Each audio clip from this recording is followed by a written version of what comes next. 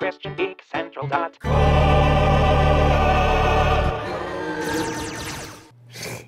do not understand what I do, but for what I want I do, chesed, son of Shalom, Ahiez, or Pedaz, or... That really means something, doesn't it? Okay, it's definitely not my intention to kind of stir up heat, but I know this can be a heated issue. If anything, what I want to do is kind of bring some calm to the issue and some reconciliation between parties here. And I don't think that this game helps that, even though maybe it's intending to. I think there is what I would call an unintended anti-gay agenda. I mean, I don't think it was literally anybody's agenda to put out something that was going to be anti-gay, but I think the net result kind of ends up creating something that could really only fuel the fires of anger and separation between parties on the issues of homosexuality and the LGBT community. Okay, so when I was playing through the game, I get impatient with dialogue, and so I tend to kind of just read faster than the actors perform, and so I skip through a lot of scenes. So I'll show you some of the video while I just kind of talk over this scene. I did go through and make sure I was going to be representing the dialogue by pausing and and checking the dialogue, and you can do that too if you want to as you're watching this video. Anyway, this scene involves a homosexual man that is mourning the loss of his lover, who was hired to build statues in the nearby temple before he died. This man wants to go inside the temple to be reminded of his lover's work and in the process feel close to him again, but a priest standing outside the temple won't let him in, seeing the idea of his presence in the temple as a defilement because of his ethnicity. When Aloy questions the priest's reasoning, criticizing the violent and oppressive history of his people as she does so, the priest says it's not their place to question the divine will of their God, only to act upon his will. The priest also criticizes other priests who have been given more honor than him, saying they call themselves sun priests, but they have no authority, youths and sycophants all. Yet those who gave their whole lives to the sun's service, referring to himself, are shamed and ignored. Aloy replies, so that's what this is? A tantrum? A cry for attention? Which, as a side note, I find pretty hypocritical of her, given how entitled she feels to getting credit for her efforts repeatedly throughout the game.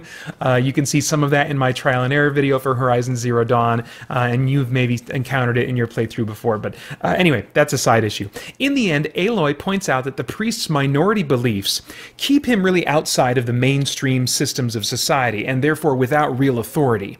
The priest appeals to the authority of his God, but Aloy replies, then call it for help. No one else is listening. So once again, Aloy scoffs at the idea of any god having any real power or existence. This is just one of many examples of that.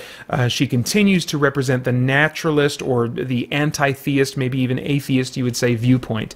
In this exchange, Aloy and the homosexual man clearly read to me as the good guys, and the priest clearly reads to me as the bad guy in this exchange. So at the end of this, where does this parallel in the real world? Is there a parallel that we should be seeing, whether it was intended or not, if there's some kind of message here or not? Let's set that aside. What's the parallel, if any? While some churches identifying themselves as Christian reject the biblical teaching that homosexuality is not the intent God has for anyone, most Christian churches hold true to that teaching. And when you add to that the fact that some churches professing Christianity produce or feed into people who hate and mistreat homosexuals or others in the LGBT community, you can understand why there would be feelings of separation and antagonism between the LGBT community and Christian religious institutions. This scene seems to be representing that antagonism, I think, but specifically casts the representative of the LGBT community as the downtrodden and the representative from the religious community as the villain. The problem here is that this potential parable doesn't move the conversation forward, because while we have a homosexual in this fiction who seems to, match the definition of a real-world homosexual, he's being pitted against someone representing a completely fictional religion we know almost nothing about. So unless the message here is LGBT good, any form of religion bad, then there's nothing of real-world relevance to even discuss. I think we're better off not being passive about this stuff and broad, but just getting specific. Who by name of person or specific organization and creed in your experience is mistreating homosexuals or being intolerant of them? What specifically are they doing or saying that is wrong? And what is their basis for believing their actions or words are justified?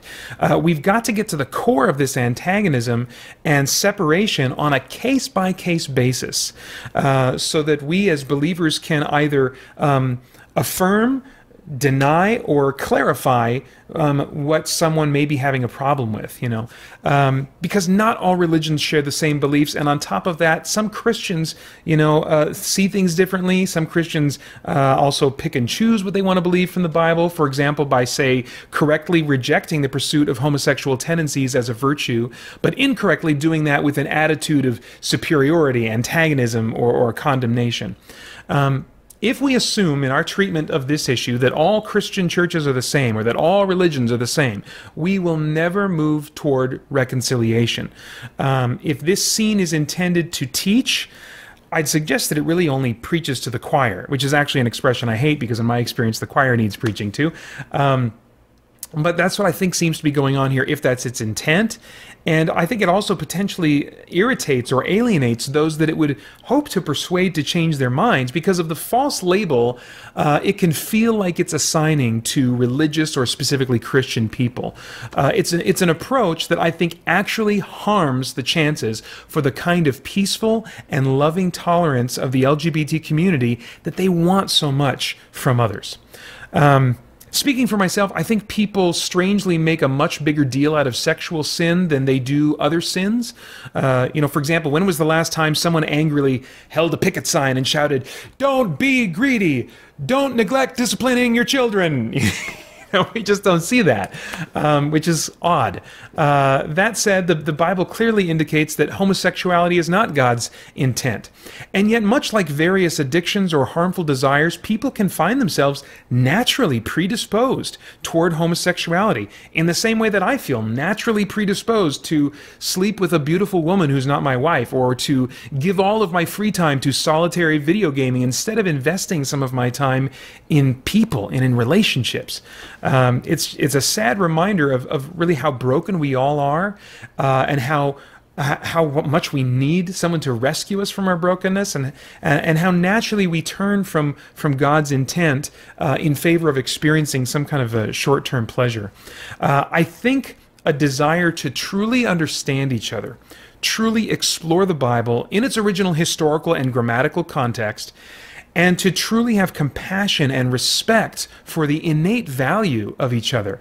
That, I think, is how we're going to get somewhere in this conversation. I had a lover. The Kharja gave me back his broken bones, but what use are they?